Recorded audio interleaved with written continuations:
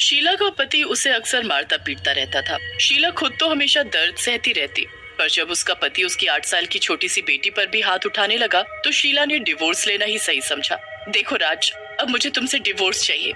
मैं खुद तो ये सब बर्दाश्त कर सकती हूँ, पर अब सवाल मेरी बेटी का है और मैं उसका फ्यूचर ऐसे बर्बाद नहीं होने दे सकती हूँ। शीला अपने पति राज से डिवोर्स ले लेती है और वो अपनी बेटी प्रिया को लेकर नए शहर में एक नई शुरुआत करने के लिए चली जाती है। शीला पढ़ी लिखी थी, इसी वजह से उसे जल्द ही एक अच्छी जगह पर नौकरी भी मिल जाती है। लेकिन अब सवाल प्रिया का था। एक दिन शीला की दोस्त टीना उसके घर आती है। वो दोनों बैठकर आपस में बातें कर रही थी। टीना, मुझे तो समझ ही नहीं आ रहा है कि मैं क्या करूं। प्रिया के स्कूल में दाखिला करवाने और उसे स्कूल भेजने में अभी 1 हफ्ता लगेगा और कल से मेरा जॉब पर जाना भी बेहद जरूरी है। अब तुम ही बताओ कोई रास्ता मुझे।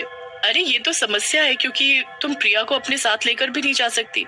वही न टीना, बताओ मुझे कि मैं अब क्या करूं। मैं उसे अकेले भी नहीं छोड़ सकती और साथ तो बिल्कुल ही नहीं ले जा सकती। ऐसे हालातों में मेरा जॉब करना भी बेहद जरूरी है। अच्छा, क्या तुमने second parent baby sitter app का नाम सुना है शीला? देखो, आज के जमाने में हमारा फोन हमारी हर हेल्प कर सकता है। ये जो ऐप है ना शीला, इस ऐप की मदद से तुम एक जिम्मेदार और भरोसेमंद बेबी सिटर को यहीं घर पर बुला सकती हो। वो प्रिया का ध्यान रख लेगा और फिर सिर्फ 1 ही हफ्ते की तो बात है। ओह, ये तो सुनने में बहुत अच्छा लग रहा है, पर क्या सच में इस ऐप पर भरोसा कर सकती हो टीना? ये सेफ तो है ना? हाँ हाँ शीला, बिल्कुल। अब मैं चलती हूँ, तुम इसी ऐप की मदद लेना। टीना प्रिया को बाय करती है और शीला के घर से चली जाती है। उसी दिन शाम को शीला उस ऐप को डाउनलोड कर लेती है और उसकी मदद से चमेली नाम की एक बेबी सिटर को अगले 1 हफ्ते तक के लिए अपॉइंट कर लेती है। अगले दिन सुबह जैसे शीला ऑफिस के लिए रेडी होती है, उसके दरवाजे पर दस्तक होती है। जब शीला दरवाजा खोलती है तो देखती है कि दरवाजे पर महज एक 19-20 साल की लड़की खड़ी थी।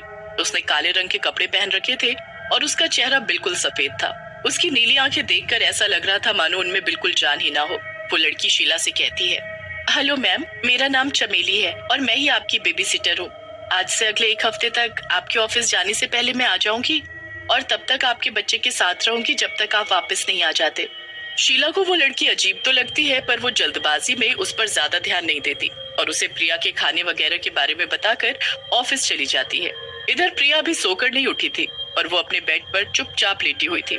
चमेली जाकर उसके सामने बैठ जाती है और उसे अजीब तरह से घूरने लगती है। तभी प्रिया की आंख खुल जाती है तो वो सामने चमेली को बैठा हुआ देखती है। आप कौन हो? चमेली उसकी तरफ देखती है और अचानक से उसकी आंखें एकदम लाल हो जाती हैं। जब प्रिया चमेली की आंखों में देखती है तो उसकी भी आंखें एकदम लाल हो जाती हैं, मानो चमेली ने प्रिया को वश में कर लिया हो। प्रिया, मैं तुम्हारी बेबी सिटर हूँ और अब से मैं ही तुम्हारी बेस्ट फ्रेंड हूँ। मैं हर वक्त तुम्हारे साथ रहूंगी। तुम्हें मेरी सारी बातें माननी होगी। ठीक है, मैं आपकी सारी बातें मानूंगी। शाम को जब शीला घर आती है तो चमेली वापस चली जाती है, पर शीला देखती है कि प्रिया अजीब सा बर्ताव कर रही थी। जब डिनर के बाद शीला प्रिया के रूम के बाहर जाती है तो उसे अंदर से कुछ आवाजें आती हैं। प्रिया किसी से बात कर रही थी। हाँ, मुझे पापा की बहुत याद आती है। क्या तुम सच में उन्हें वापस ले आओगी? पर मम्मी पापा को पसंद नहीं करती और पापा भी। नहीं, मम्मी बुरी नहीं है। शीला ये सब सुनकर दंग रह जाती है और वो कमरे के अंदर आ जाती है। शीला के अंदर आते ही प्रिया सहम जाती है। अरे मम्मी, आप यहाँ? वो मैं खेल रही थी अपने टॉय से। पर प्रिया, तुम किसी से बात कर रही थी ना? कौन था यहाँ? प्रिया अपने कमरे की खिड़की की तरफ देखती है। अंधेरे की वजह से खिड़की के बाहर कुछ नहीं दिख रहा था। मम्मी, वो वहाँ पर मेरी फ्रेंड आई थी, वही फ्रेंड जो दिन में आई थी। मैं उसी से बात कर रही थी। शीला खिड़की की तरफ देखती है। बेटा, पर हमारा तुम्हारा रूम 2nd फ्लोर पर है। भला कोई उस खिड़की से कैसे आ सकता है?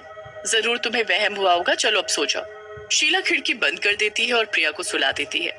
शीला खुद भी प्रिया के बगल में सो जाती है। इसी तरह 5 दिन बीत जाते हैं। चमेली के जाने के बाद प्रिया अजीब हरकतें करने लगती थी। वो शीला से बात नहीं करती थी और अक्सर वो अपने ही कमरे में बंद रहती थी। शीला अक्सर उसे खुद से बात करते हुए और हंसते हुए भी सुनती थी। एक दिन आधी रात में शीला को एक तेज आवाज सुनाई देती है। वो दौड़कर अपने किचन में जाती है तो देखती है कि प्रिया हवा में उड़ रही थी। उसकी आंखें एकदम लाल थी। प्रिया किचन के एक कोने में देख रही थी। शीला जब उस तरफ देखती है तो दंग रह जाती है, क्योंकि किचन के कोने में चमेली खड़ी थी।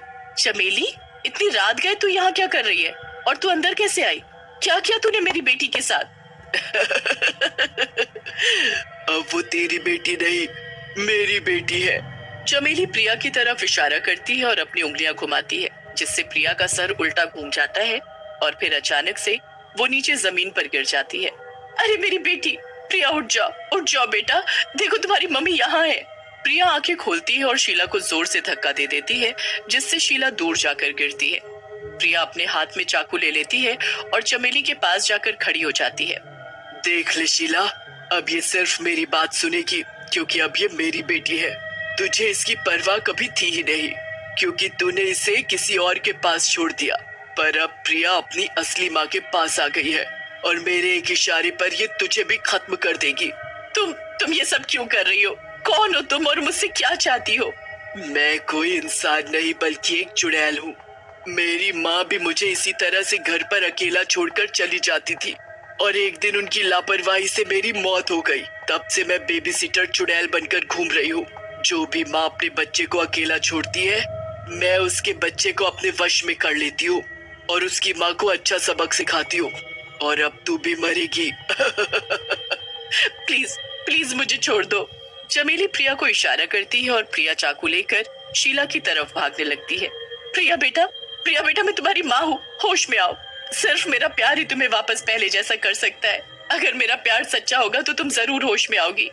प्रिया आंखें खोलो, फिर सब अच्छा हो जाएगा। प्रिया रुक जाती है, पर चमेली उसे कहती है, प्रिया इसकी बात मत सुन। अगर तू इसे मार देगी तभी तो मैं तुझे तेरे पापा से मिलवा पाऊंगी। भूल गई कि इस औरत ने तुझे तेरे पापा से दूर किया था। नहीं प्रिया, ये सब सच नहीं। मैं तुमसे बहुत प्यार करती हूँ। होश में आओ बेटा। प्रिया होश में आ जाती है और उसकी आंखें वापस नॉर्मल हो जाती है। वो दौड़ के जाकर अपनी माँ को गले लगा लेती है। मम्मी मुझे माफ कर दो मम्मी, मैंने आपको चोट पहुंचाई। जैसे ही प्रिया पर से चमेली का जादू टूटता है, चमेली भी कमजोर हो जाती है। शीला प्रिया को गले लगा लेती है और फिर चमेली के कमजोर होने का फायदा उठाकर अपने मंदिर में रखा त्रिशूल उठाकर उसके सीने में घोंप देती है। ये ले डायन, मर। तुझे तो नरक में भी जगह नहीं मिलेगी। जा, चली जा हमारी जिंदगी से दूर, बहुत दूर। बचाओ, मैं तुम्हें छोड़ूंगी नहीं। यही चिल्लाते हुए चमेली हवा में गायब हो जाती है। शीला प्रिया को गले लगा लेती है और उस घर से नए घर में शिफ्ट हो जाती है। इस हादसे से प्रिया और शीला के बीच का प्यार और ज्यादा बढ़ जाता है।